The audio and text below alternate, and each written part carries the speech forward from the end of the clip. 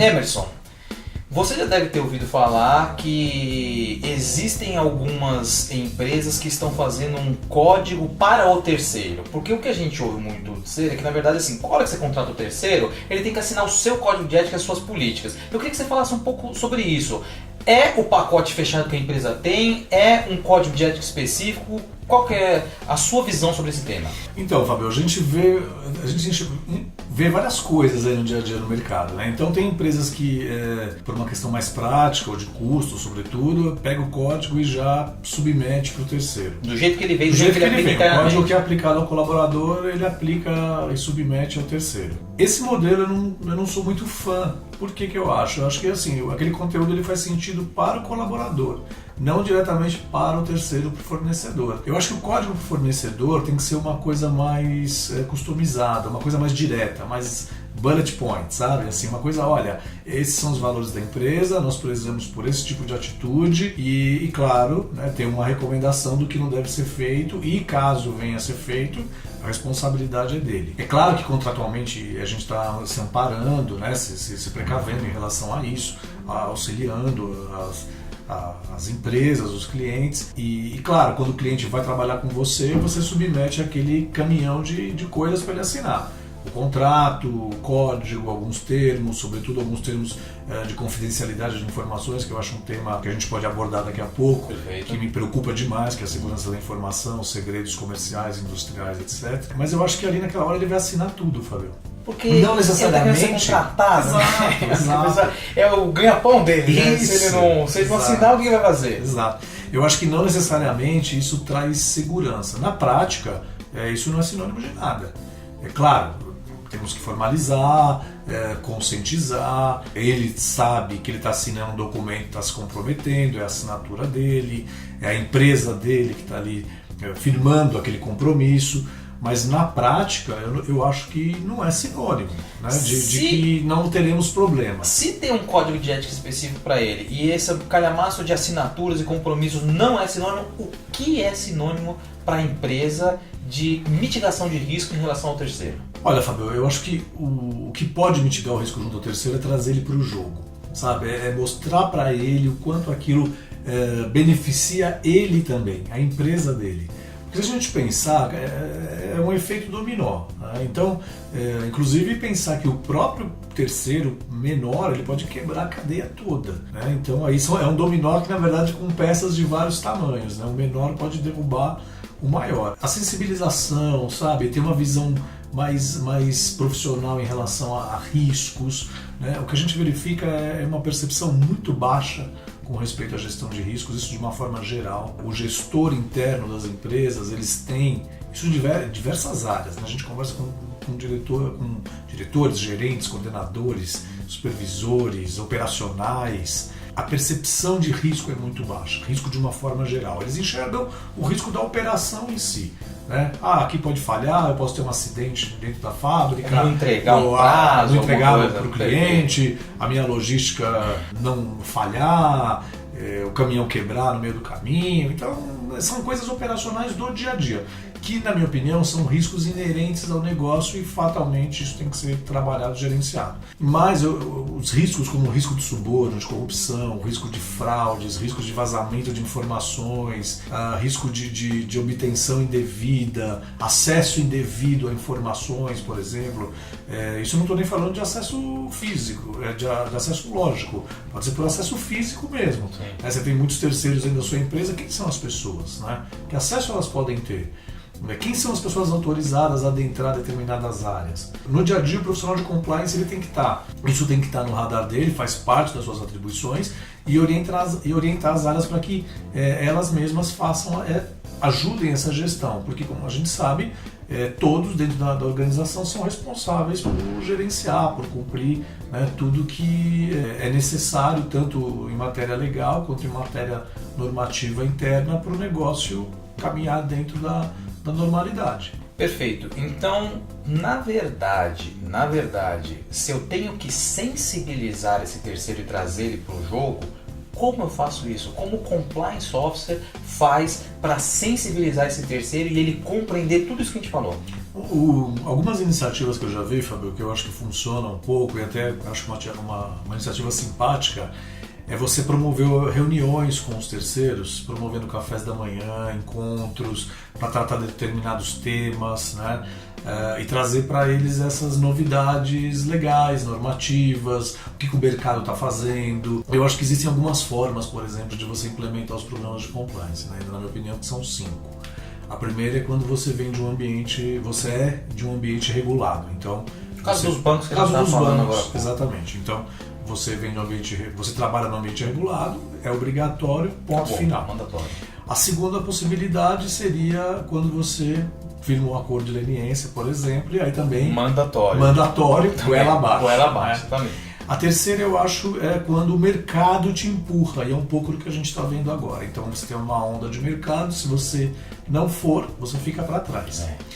A quarta possibilidade que eu enxergo é a possibilidade de você fazer porque o concorrente está fazendo, que é um pouco também mercado do mercado, né? essa Também. onda de mercado. Se você não fizer, você fica para trás. Mas aí você está olhando só para o seu segmento, né? E a quinta e última, que eu acho que é a mais tranquila de todas, é por livre e espontânea vontade. Você entende e acredita que aquilo agrega para o seu negócio. E nesse movimento, eu acho que dá para incluir os terceiros e os fornecedores também.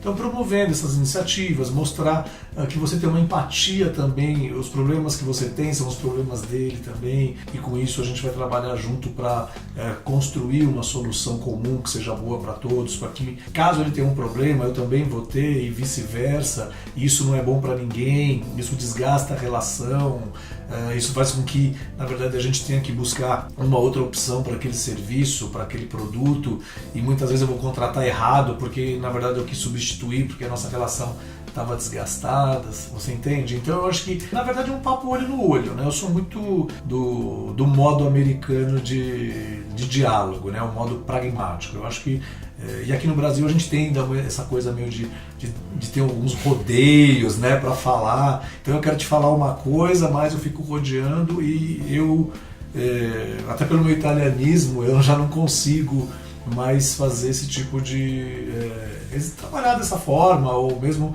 na vida pessoal. Eu gosto do papo diretamente, papo reto, né? Perfeito. Papo reto, fala olho no olho o que tem que ser falado, olha, eu preciso que você faça dessa forma, porque eu acho que isso é bom para ambos, né? Economiza meu tempo, economiza o seu, e a relação é transparente.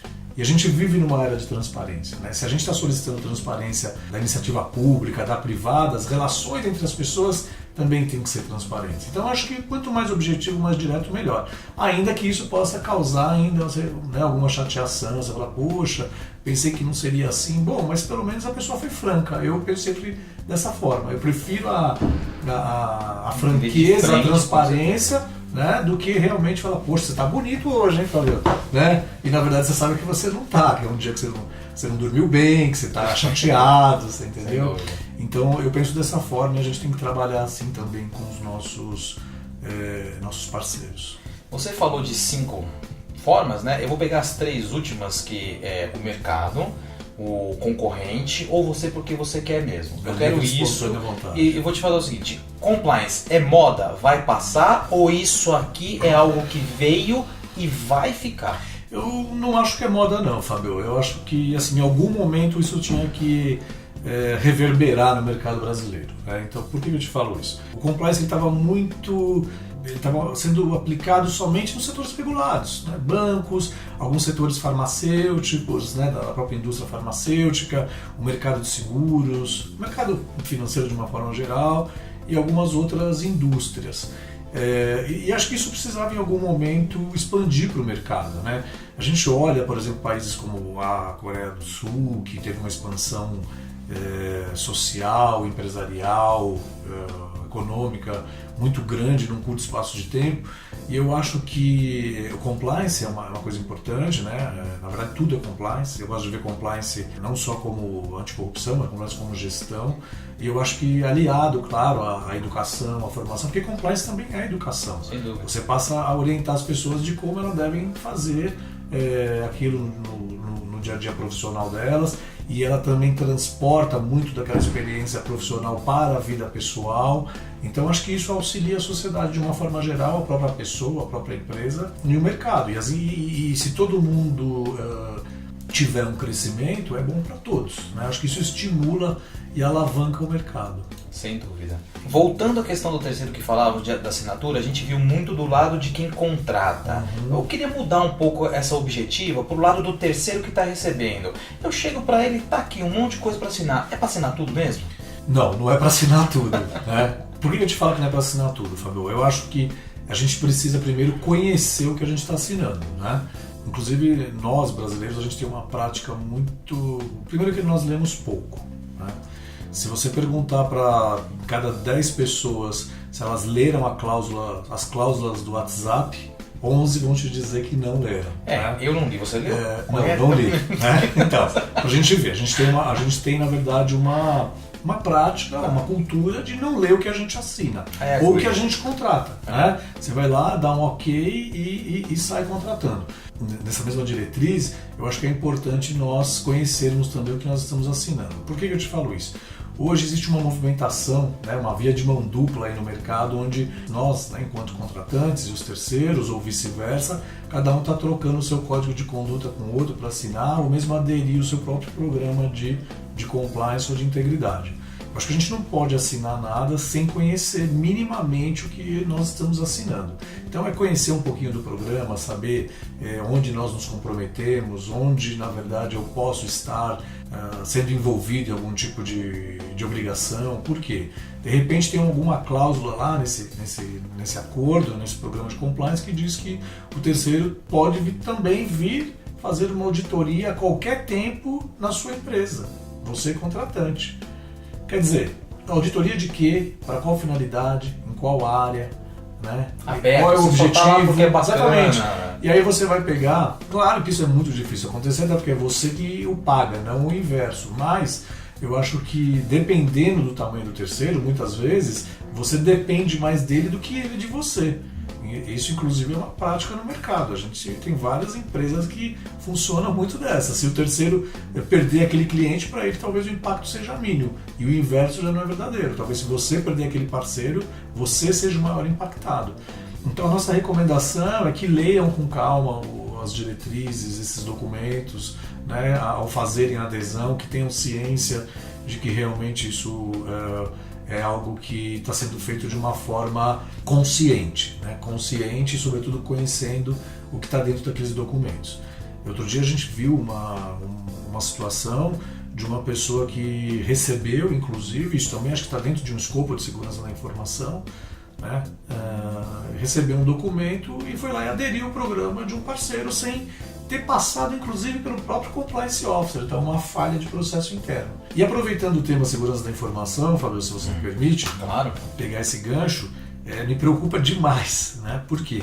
Quando a gente fala de segurança da informação, automaticamente vem na cabeça da gente TI, tecnologia da informação. Como se essa fosse a informação. Exatamente. E, na verdade, nós sabemos que segurança da informação não envolve só TI. Segurança da informação é o que a gente fala no elevador, é o descarte no lixo, né? É como nós organizamos nossas informações nos nossos computadores, na nossa rede, o que está na nossa mesa, o que está nas impressoras, o que está na tela do computador quando a gente sai para almoçar ou vai para uma reunião. Então, eu acho que a gente precisa passar também essas boas práticas para os terceiros. Inclusive, na própria contratação, esse é um item que deve ser verificado obrigatoriamente, na minha opinião. Você trabalha para proteger sua informação aqui, pega ela, passa bonitinho para o terceiro, e aí?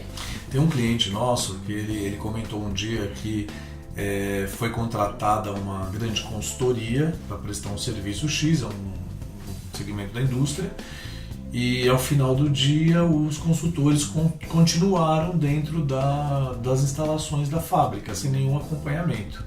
E isso o incomodou demais no sentido dele ter pensado e falar, poxa, mas por que essas pessoas estão aqui ainda? O gestor deveria ter acompanhado. E aí isso gerou um ruído interno, claro, né? E aí a gente também fez as nossas recomendações. Ele perguntou primeiro se eu entendia dessa forma, eu disse que sim.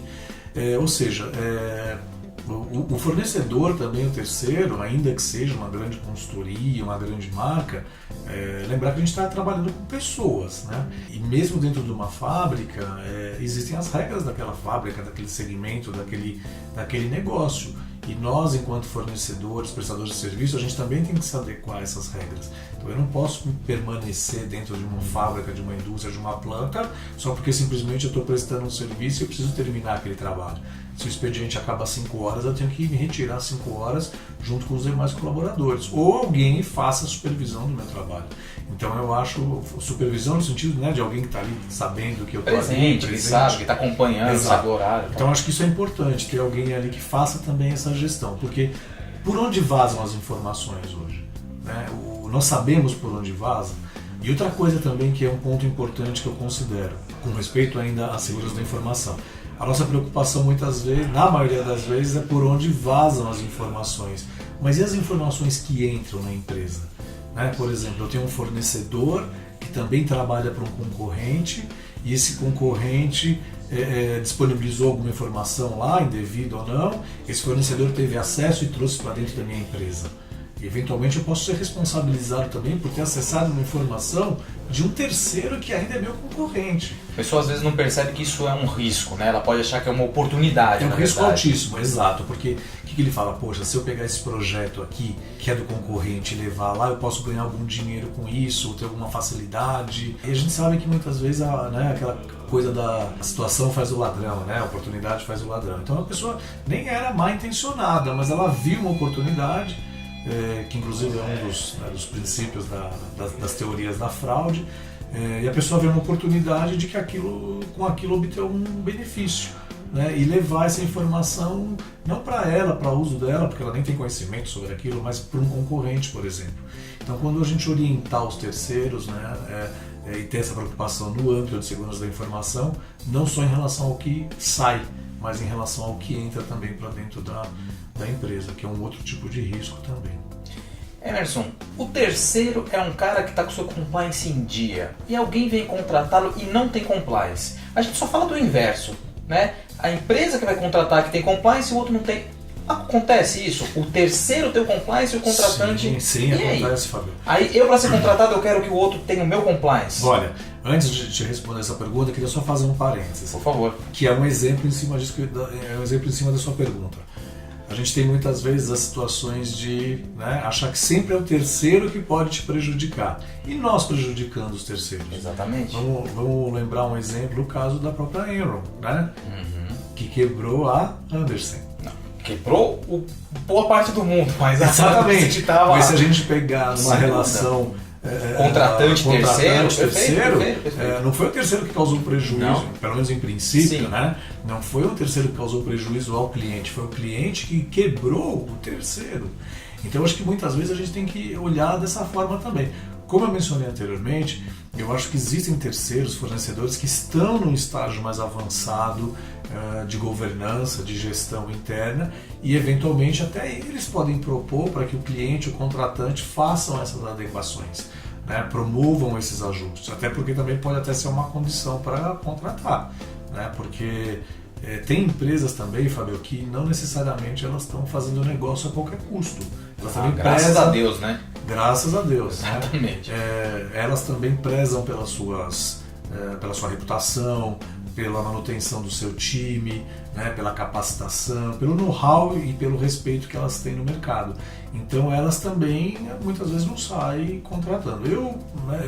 Uma coisa que a gente fala bastante eu quero trabalhar com todo tipo de cliente também? Não sei. Essa é uma coisa que inclusive a gente tem que fazer. Inclusive isso eu acho que é um recado para o mercado. Né? Sem dúvida. Nós queremos fazer negócios, mas nós queremos fazer bons negócios, justamente. Exatamente. Mas eu queria saber se você já viu. Você já participou de alguma coisa onde o terceiro tem um compliance? Me fala um pouco dessa experiência, porque isso é raro, pelo menos agora ainda no Brasil. É raríssimo, né? Eu diria que até um animal bem exótico. Né? Um elefante branco com chifre. Exatamente.